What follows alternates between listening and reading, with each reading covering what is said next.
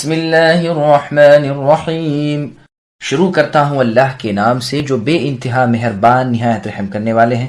والعادیات ضبحا فالموریات قدحا فالمغیرات صبحا فأثرن به نقعا فوسطن به جمعا ان الانسان لربه لکنود وانه على ذلك لشهید وَإِنَّهُ لِحُبِّ الْخَيْرِ لَشَدِيدٌ أَفَلَا يَعْلَمُ إِذَا بُعْثِرَ مَا فِي الْقُبُورِ وَحُصِّلَ مَا فِي الصُّدُورِ إِنَّ رَبَّهُمْ بِهِمْ يَوْمَئِذٍ لَخَبِيرٌ۔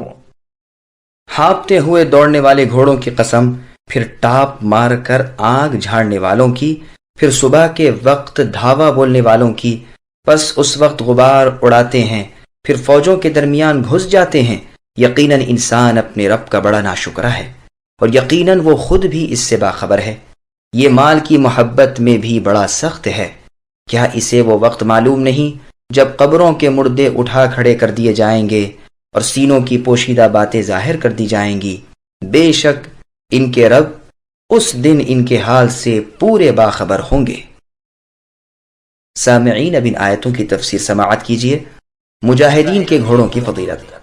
مجاہدین کے گھوڑے جبکہ اللہ کی راہ کے لیے ہانپتے اور ہنہناتے ہوئے دوڑتے ہیں، ان کی اللہ تبارک و تعالی قسم کھاتے ہیں۔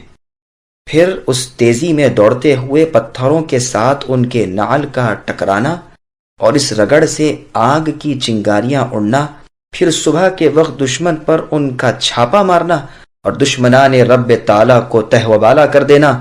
رسول اللہ صلی اللہ علیہ وسلم کی یہی عادت مبارکہ تھی کہ دشمن کی کسی بستی پر آپ جاتے تو وہاں رات کو ٹھہر کر کان لگا کر سنتے۔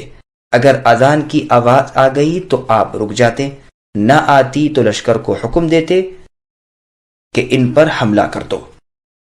یہ روایت مسلم میں ہے۔ پھر ان گھوڑوں کا گرد و غبار اڑانا اور ان سب کا دشمنوں کے درمیان گھس جانا، ان سب چیزوں کی قسم کھا کر پھر مضمون شروع ہوتا ہے۔ عبداللہ رضی اللہ عنہ سے مروی ہے کہ والعادیات سے مراد اونٹ ہیں۔ علی رضی اللہ عنہ بھی یہی فرماتے ہیں۔ ابن عباس رضی اللہ عنہما کا یہ قول ہے کہ اس سے مراد گھوڑے ہیں۔ جب علی رضی اللہ عنہ کو معلوم ہوا تو آپ نے فرمایا، گھوڑے ہمارے پاس بدر والے دن تھے ہی کب، یہ تو اس چھوٹے لشکر میں تھا جو بھیجا گیا تھا۔ عبداللہ بن عباس رضی اللہ عنہما ایک مرتبہ حتیم میں بیٹھے ہوئے تھے کہ ایک شخص نے آ کر اس آیت کی تفسیر پوچھی تو آپ نے فرمایا، اس سے مراد مجاہدین کے گھوڑے ہیں جو بوقت جہاد دشمنوں پر دھاوا بولتے ہیں۔ پھر رات کے وقت یہ گھوڑے سوار مجاہد اپنے کیمپ میں آ کر کھانے پکانے کے لیے آگ جلاتے ہیں۔ وہ یہ پوچھ کر علی رضی اللہ عنہ کے پاس گیا۔ آپ اس وقت زمزم کا پانی لوگوں کو پلا رہے تھے۔ اس نے آپ سے بھی یہی سوال کیا۔ آپ نے فرمایا، مجھ سے پہلے کسی اور سے بھی تم نے پوچھا ہے؟ کہا، ہاں، ابن عباس رضی اللہ عنہما سے پوچھا ہے۔ تو انہوں نے فرمایا، مجاہدین کے گھوڑے ہیں جو اللہ کی راہ میں دھاوا کریں۔ علی رضی اللہ عنہ نے فرمایا، جانا، ذرا انہیں میرے پاس بلانا۔ جب وہ آ گئے تو علی رضی اللہ عنہ نے فرمایا، تمہیں معلوم نہیں اور تم لوگوں کو فتویٰ دے رہے ہو؟ اللہ کی قسم، پہلا غزوہ اسلام میں بدر کا ہوا، اس لڑائی میں ہمارے ساتھ صرف 2 گھوڑے تھے، ایک زبیر رضی اللہ عنہ کا، دوسرا مقداد رضی اللہ عنہ کا۔ تو عادیات یا ضبحا یہ کیسے ہو سکتے ہیں؟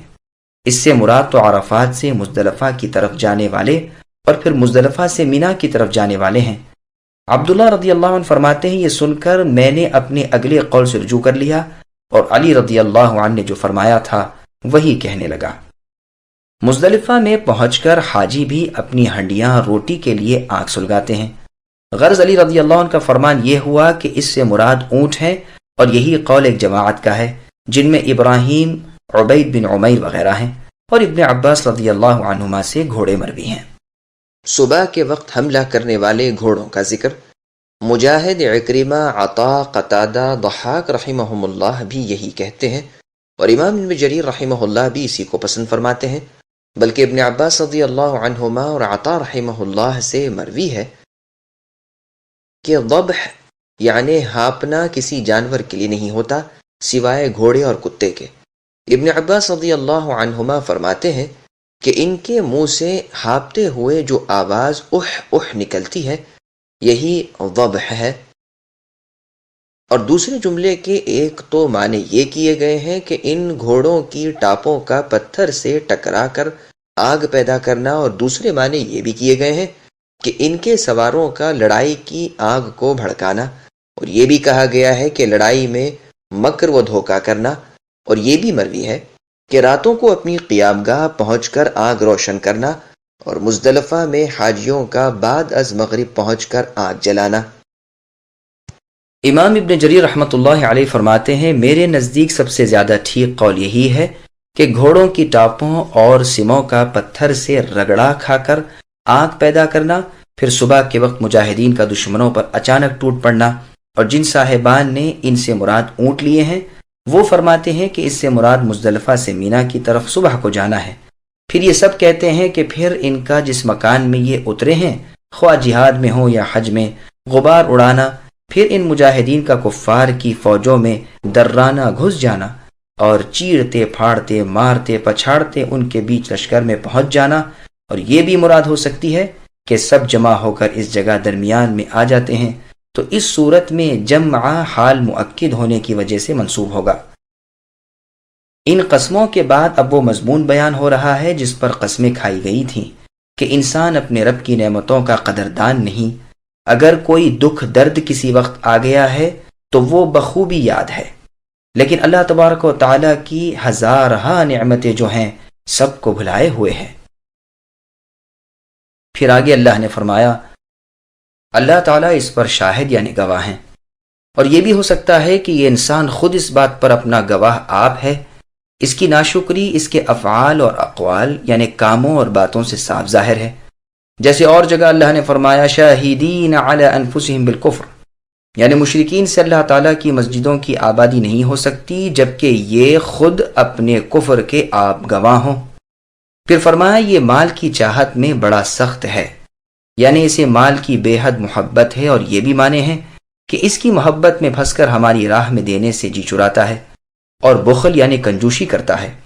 پھر پروردگار عالم اسے دنیا سے بے رغبت کرنے اور آخرت کی طرف متوجہ کرنے کے لیے فرما رہے ہیں کہ کیا انسان کو یہ معلوم نہیں کہ ایک وقت وہ آ رہا ہے کہ جب تمام مردے قبروں